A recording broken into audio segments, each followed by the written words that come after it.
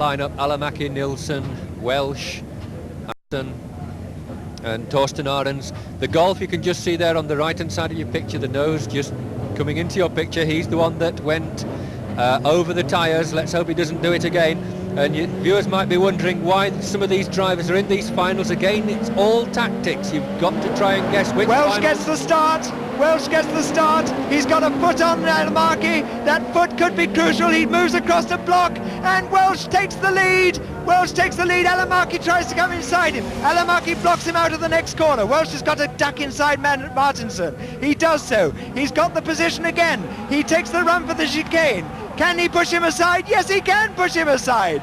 He gets the chicane. That was absolutely classic stuff. Both drivers knew exactly what they were doing.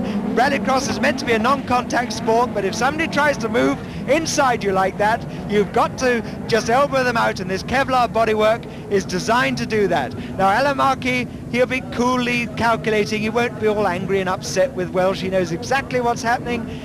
He'll be trying now to close the gap, and will be trying, if he can, to get a little bit of a nudge back. Both these drivers, very experienced European campaigners. Welch, who carried the British banner in Europe for many years before we got our supercars to produce the tremendous results that the British drivers are producing these days. He was the only Brit carrying the banner in Europe.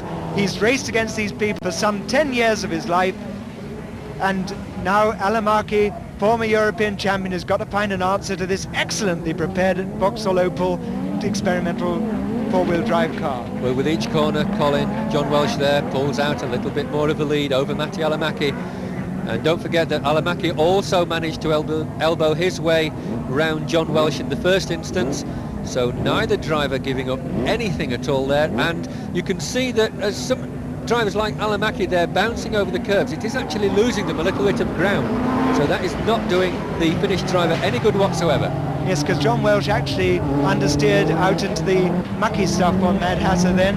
He's got to keep his act together. It's very hard to drive from the front like this, especially with a driver like Alamaki behind you. You're going to have to go hard into the corner, but you're equally going to be that bit concerned that a little bit too much exuberance, the adrenaline will take over and round you go. And then it's all thrown away. So it's absolutely knife-edge stuff here on a very tricky, loose surface. And John Welch is flying the banner for Great Britain excellently with a brilliantly driven drive by Matti Alamaki behind. Take nothing away from him being in second place. John once again goes wide onto that. Alamaki tries to tuck inside. I think I'd like to see John taking a tighter line there. Certainly. Meanwhile, whilst we watch the leaders, it's Arild Martinsen in the BMW is third.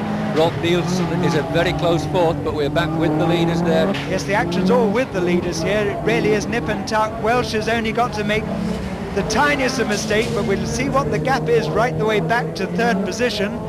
We've got 3 laps to go, and there's Martinsen desperately trying to keep Nilsson at bay with the BMW M3, and Nilsson tucking inside him. That's the way to do it. That's the right line.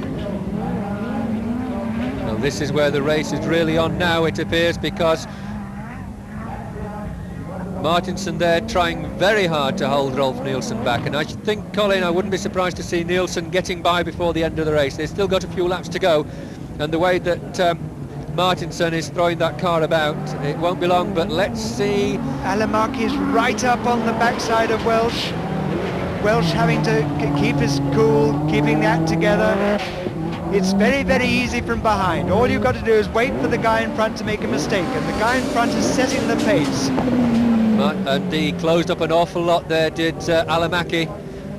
Meanwhile, I'm told that Nilsson has got by Martinsen for third. But here we've got a desperately exciting race in first and second place. Welch has just got to keep his act together.